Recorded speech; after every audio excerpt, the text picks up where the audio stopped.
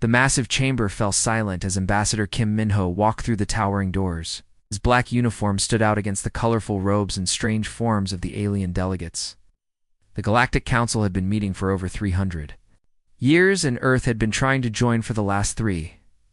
Kim took his seat at the small table marked Terran Observer. It was placed far from the main circle, almost like they were forgotten. Around him, beings from across the galaxy whispered in languages that sounded like music. Grinding stone or electronic beeps? The Zephyrian delegate raised 4 of his tentacles. His skin was blue-green and covered in patterns that changed color when he spoke. "The humans want to join us again," he said, his voice wet and strange. "They always want what they cannot have." Several aliens made sounds that Kim had learned. Meant laughter. The Vorthok, who looked like walking crystals, chimed like broken bells.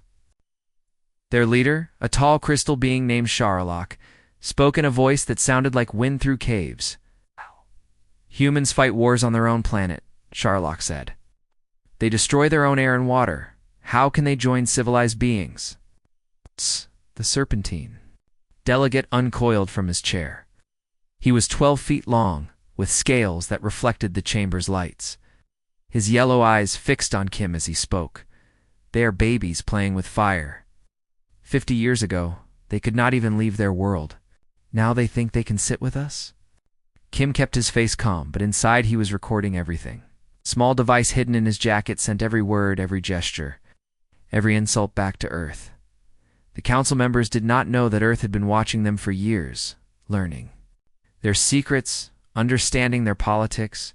The ethereal collective speaker floated above the others. It looked like a cloud of bright gas held together by invisible forces. When it spoke, its voice came from everywhere at once. "Perhaps the humans will be ready in 1,000 years. When they learn to think before they act." More laughter filled the chamber. Kim noticed that not all the aliens were laughing. The hegemony delegate, Counselor Vextel, looked uncomfortable. His people were warriors, but they respected strength. The small beings from the fringe worlds stayed quiet, their large eyes watching everything. "Let us vote," said the Zephyrian. All in favor of delaying the human application. Tentacles, claws, and strange appendages rose around the chamber. Kim counted them carefully. 27 for delay, only 3 against, and 5 who did not vote at all. The same result as always. "The Terran application is tabled for further consideration," announced the council's AI secretary. Its voice was emotionless, but Kim thought he heard something like pity in it. As the session ended, beings began to leave through different exits. Some teleported away in flashes of light. Others walked through doors that led to their ships. Kim gathered his papers slowly, letting most of the crowd leave first. "Ambassador Kim," a rough voice called out. Counselor Vextel approached, his forearms crossed over his chest. He was 8 feet tall, with gray skin and small horns on his forehead. His people, the hegemony, were known for their honesty in battle. Counselor Kim replied with a small bow.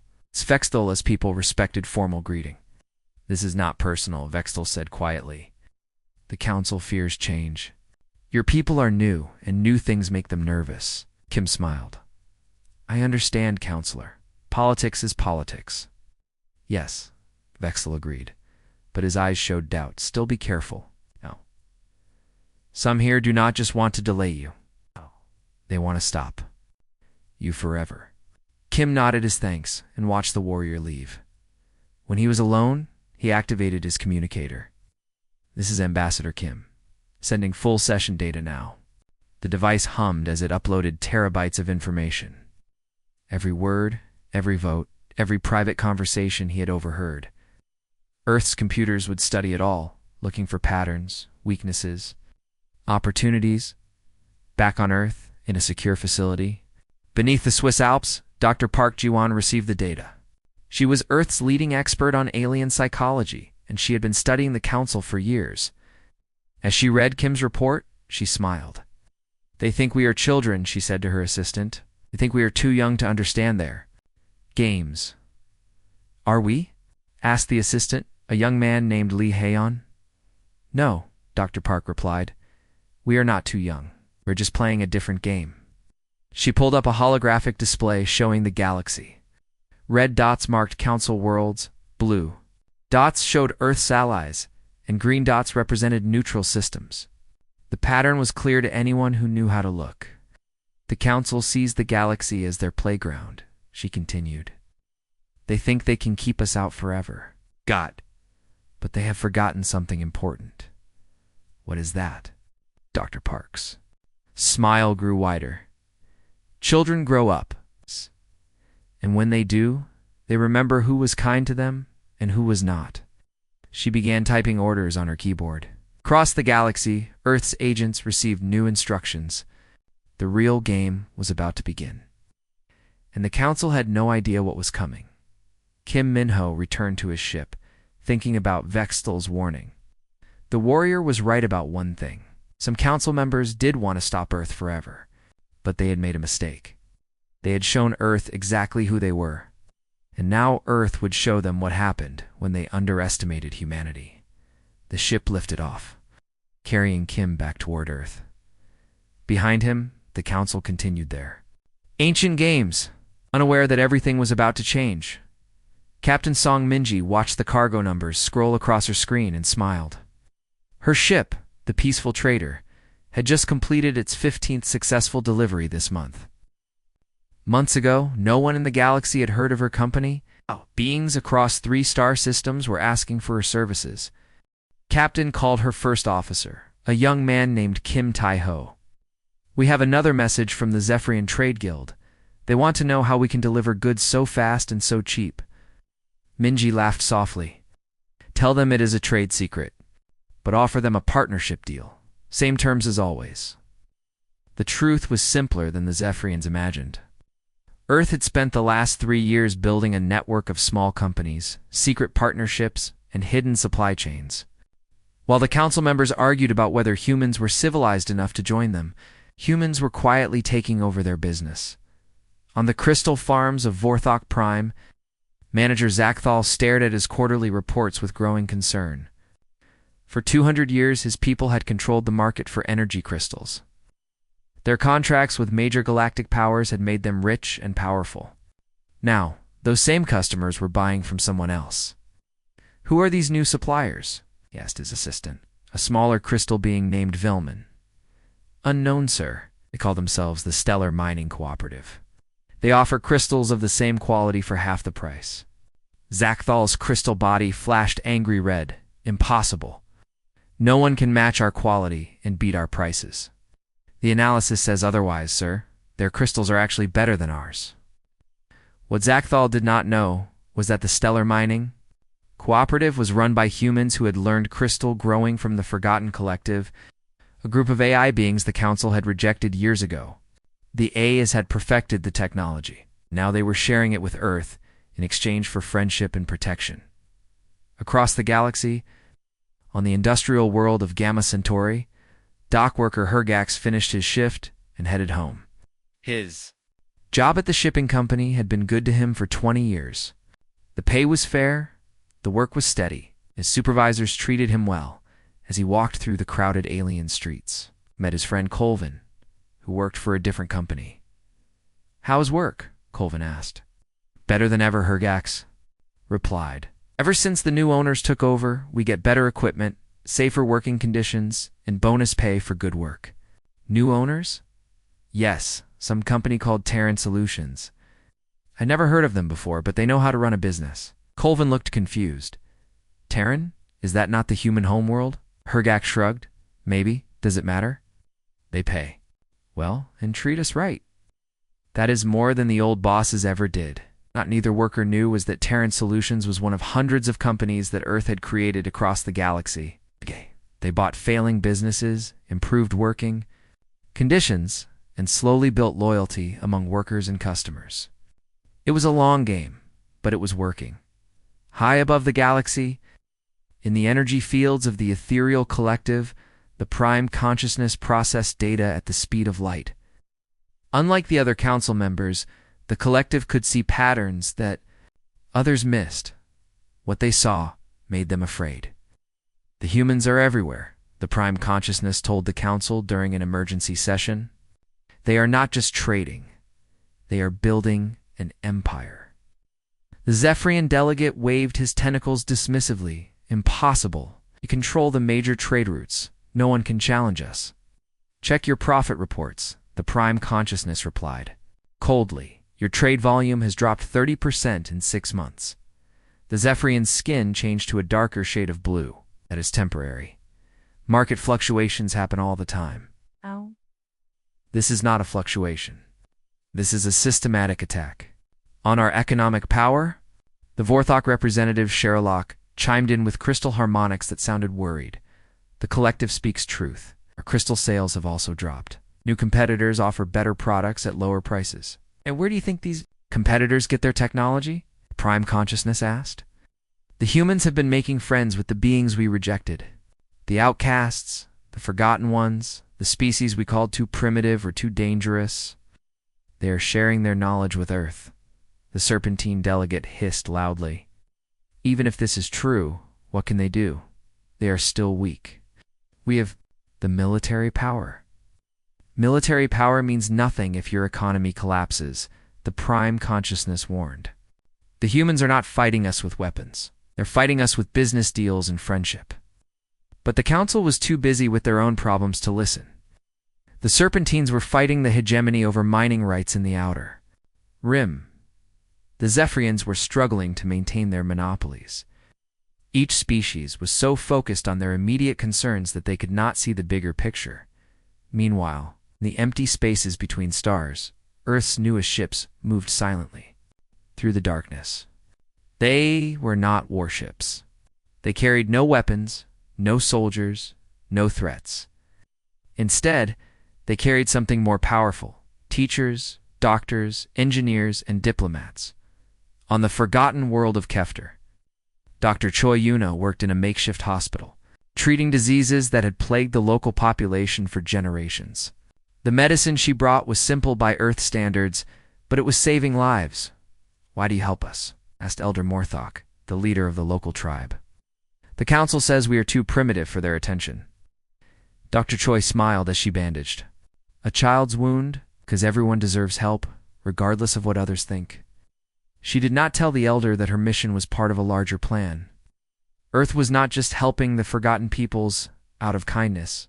They were building alliances, creating debts of gratitude, and showing the galaxy that humans could be trusted. The game was in motion, and Earth was winning. Dr. Park Ji-won stood in the middle of what used to be a scrapyard on the rim world of Keto 7. Around her, beings that the Galactic Council had forgotten were working together to build something new. The sound of metal being welded mixed with the electronic beeps of computers and the grinding of heavy machinery. Dr. Park called a voice that sounded like music played through broken speakers. She turned to see Zektar, a Rakari engineer, whose body was half flesh and half machine. His left arm was completely mechanical, with tools that could extend from his fingertips. His right eye glowed blue with computer data. "The logistics network is running perfectly," Zektar reported. "We can track every shipment across 50 star systems in real time. The Council's old trade routes look like Stone Age paths compared to what we have built." Park smiled. 2 years ago, Zektar had been living in exile because the Council said his people were unnatural abominations. Now he was running the most advanced shipping network in the galaxy. "Excellent work," she said. "What about the mineral surveys?" "Talk to Clan Mother Valana. Her people just found something amazing." Park walked across the busy construction site to where a group of nomads had set up their portable shelters. Nomad clans live their entire lives in space, moving from asteroid to asteroid, planet to planet. The Council had called them primitive wanderers, but they knew the galaxy's hidden places better than anyone. Clan Mother Valana was a tall woman, with dark skin marked by intricate tattoos that told the story of her travels. Her people had been exploring dangerous regions of space for thousands of years, places where the Council powers were afraid to go. Dr. Park Valana said, her voice carrying the accent of 100 worlds. "My scouts have found something. In the Void Nebula? Quantum crystals, more than we have ever seen before. Enough to power 1,000 fleets." "The Council does not know about this?" Valana laughed, a sound like wind chimes. The Council is afraid of the Void Nebula. They think it is cursed. But my people have been mining there for generations. We know its secrets. Park felt excitement building in her chest. The Void Nebula was considered one of the most dangerous regions in the galaxy. Council ships avoided it because of radiation storms and gravitational anomalies. But the nomad clans had learned to navigate it safely, and now they were sharing that knowledge. With Earth, there is more, Valana continued. Unit Prime wants to speak with you. She led Park to a section of the construction site where strange machines hummed with quiet energy.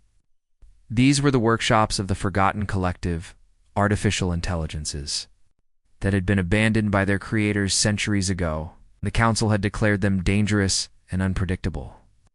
But Park had found them to be among the most logical and helpful beings she had ever met. Unit Prime appeared as a hologram, a shifting pattern of light that somehow conveyed intelligence and emotion. When it spoke, its voice was calm and precise. Dr. Park, our analysis is complete. The Council's military technology is inferior to what we have developed. Their weapons are outdated, their ships are slow, and their tactics are predictable. Have been studying their military? Park asked. We've been studying everything, Unit Prime replied. The Council rejected us because they feared our intelligence. But intelligence is exactly what this new alliance needs. Can process information faster than any biological mind, design better technology, and predict their moves before they make them. Park nodded. This was exactly what Earth had hoped for. The outcasts were not just victims of the Council's prejudice. They were powerful allies with unique abilities that the Council had foolishly thrown away. Are you ready to make the announcement? She asked. All systems are prepared. Unit Prime confirmed. The message will be broadcast simultaneously across 200 star systems. Every being in the galaxy will hear it at the same time. Park activated her communicator. This is Dr. Park to all stations. Begin the broadcast. Across the galaxy, on worlds both civilized and forgotten, beings stopped what they were doing to listen to an unprecedented message. The broadcast came in 47 different languages, each one perfectly translated for its intended audience. Citizens of the galaxy, the message began, for too long. The Galactic Council has decided who deserves freedom and who does not. They have rejected entire species for being different, for being new, for being independent. Today that ends. The Council world of Zephyria Prime, tentacled beings watched in shock as the message continued. We, the forgotten peoples of the galaxy, hereby announce the formation of the Rim Alliance. We will trade with each other, protect each other, and prosper together. No longer will we beg for acceptance from those who do not understand us. The Vorthok crystal beings chimed in distress as they realized the implications. Hissed with anger. The ethereal collective pulsed with alarm. The message was not just an announcement. It was a declaration of independence. The Alliance controls 30% of the galaxy's raw materials. The broadcast continued.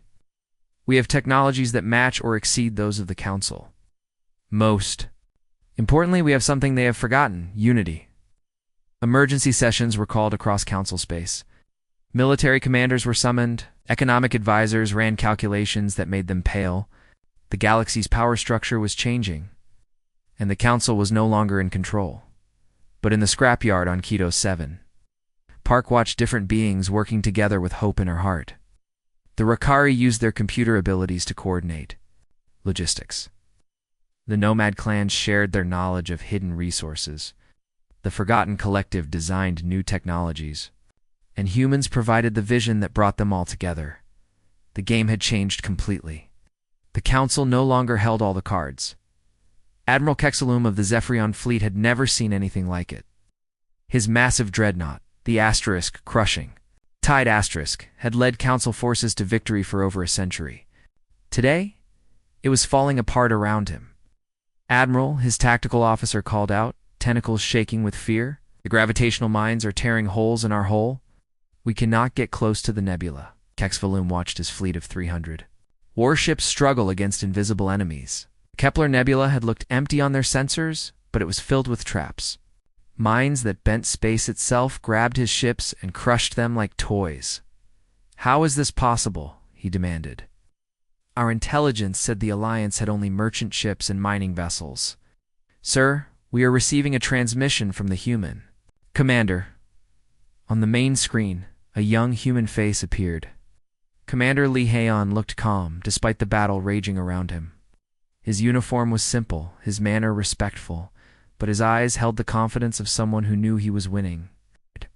Kexalum Lee said politely, "I am Commander Lee Haon of the Rim Alliance Defense Force. You are attacking a peaceful alliance of free peoples. Please withdraw your forces." Kexful's skin flushed dark blue with anger. "You dare give orders to the Galactic Council? You are terrorists and criminals. We will destroy you." "I am sorry you feel that way," Lee replied. "But you should know that this nebula has been our home for 2 years. We know every rock, every gas cloud, every dangerous current. You are fighting us in our own backyard." The transmission ended, and Kexfulum turned to his weapons officer. "Fire everything.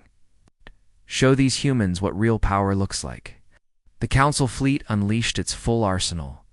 Energy beams that could melt mountains, missiles that could crack planets, and ion cannons that had never failed to break enemy shields.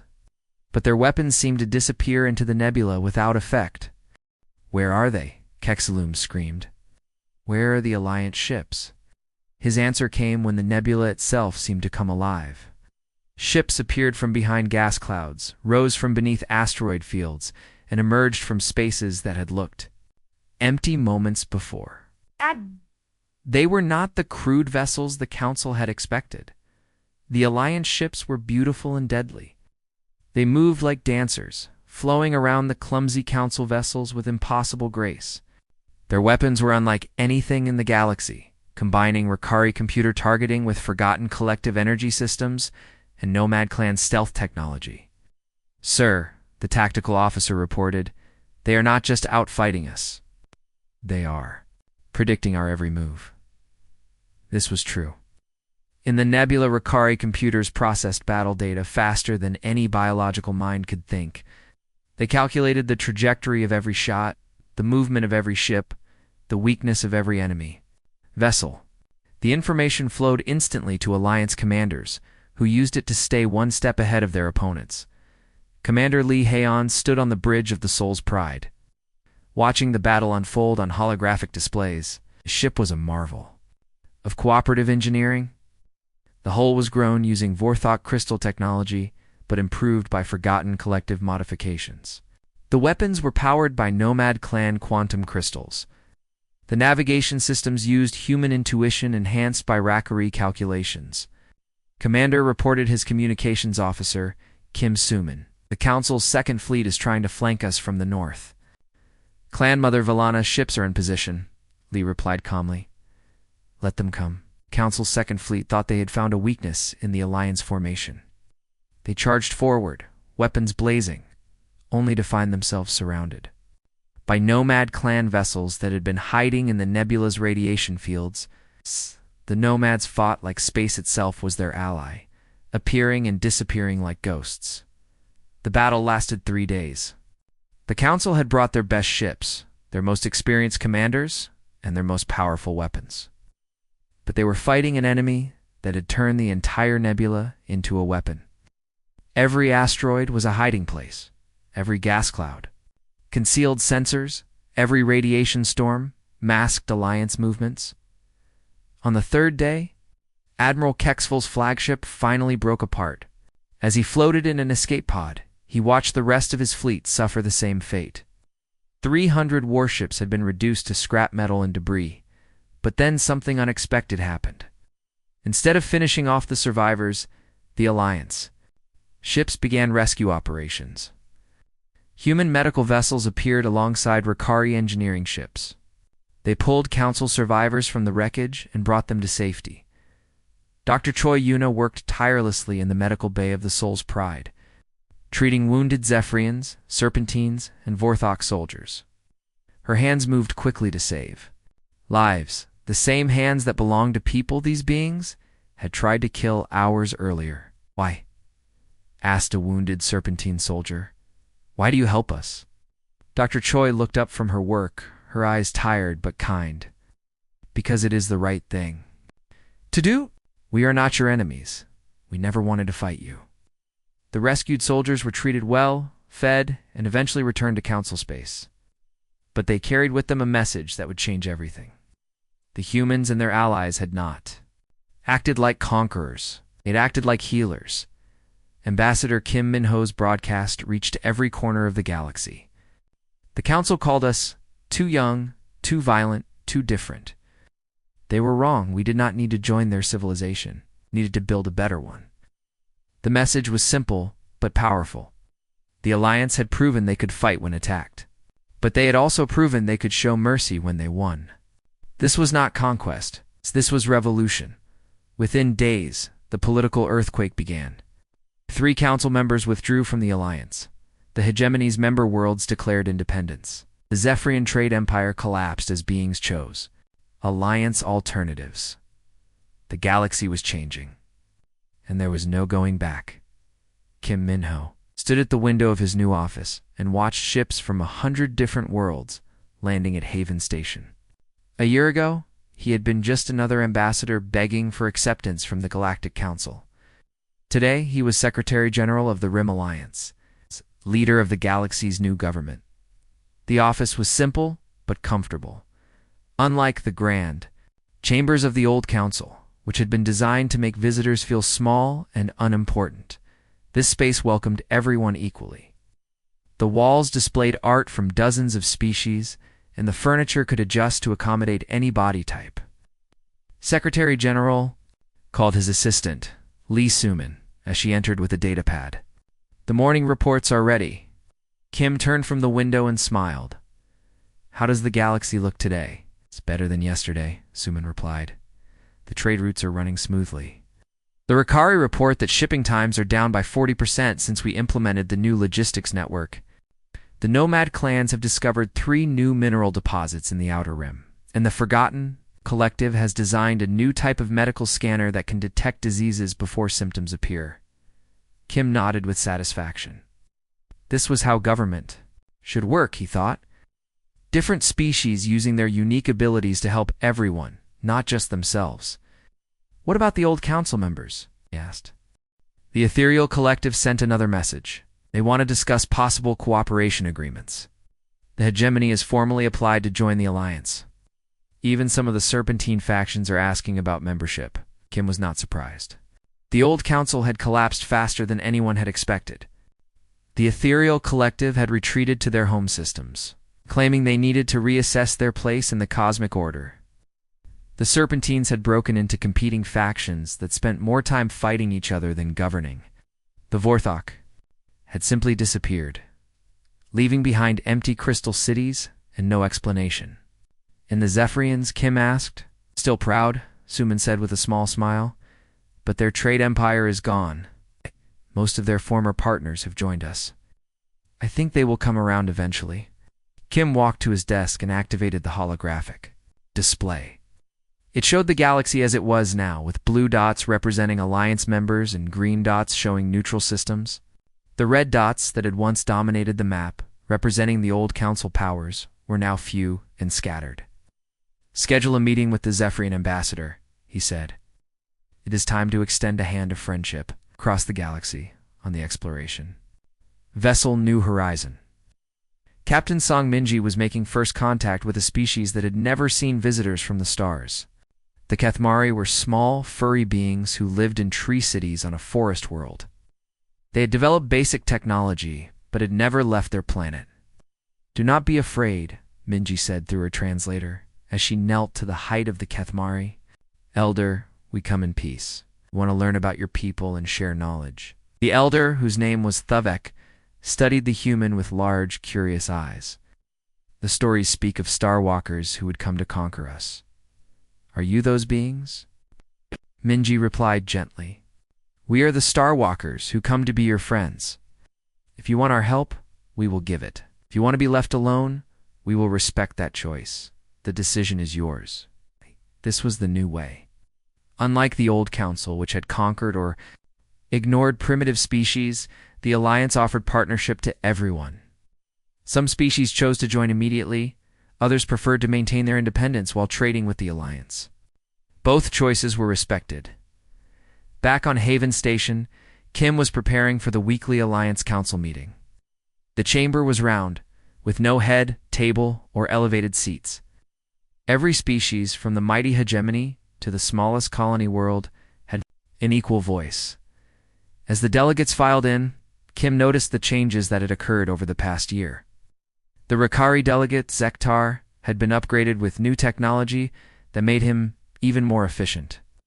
Clan Mother Villana wore new robes that incorporated fiber optics, showing the locations of her people's ships across the galaxy. Unit Prime of the Forgotten Collective had been given a new holographic projector that made his image clearer and more lifelike. Friends, Kim began as the session opened. We have much to discuss today. The Alliance grows stronger each day. But we must not forget why we came together. We're not here to rule over others, but to prove that different species can work together for the good of all. The delegates nodded their agreement. This was the heart of what made the Alliance different. From the old council, power was not hoarded by a few, but shared among many. I have received word from Captain Song, Kim continued. She has made contact with the Kethmari people. They're interested in learning about the galaxy, but they want to take things slowly. We will respect their wishes and offer only the help they request. This is the way, rumbled Counselor Vexthal of the Hegemony. The warrior had been one of the first to join the Alliance after seeing how they treated their enemies with mercy. Strength comes from willing cooperation, not forced submission. As the meeting continued, Kim felt a deep satisfaction. The galaxy was healing. The old system of fear and domination was being replaced by something better. Species that had been enemies for centuries were now working together. Technologies that had been hoarded by the powerful were now shared freely. In the depths of space, human ships continued their patient work. They carried teachers to worlds that wanted to learn, doctors to places that needed healing, and engineers to systems that required building. They offered partnership instead of conquest, friendship instead of fear. The old powers had played politics, seeking only to maintain their control. Earth had played for the future, seeking to build something better. And in the end, that had made all the difference. The galaxy was no longer ruled by the few for the benefit of the few, was governed by the many for the good of all.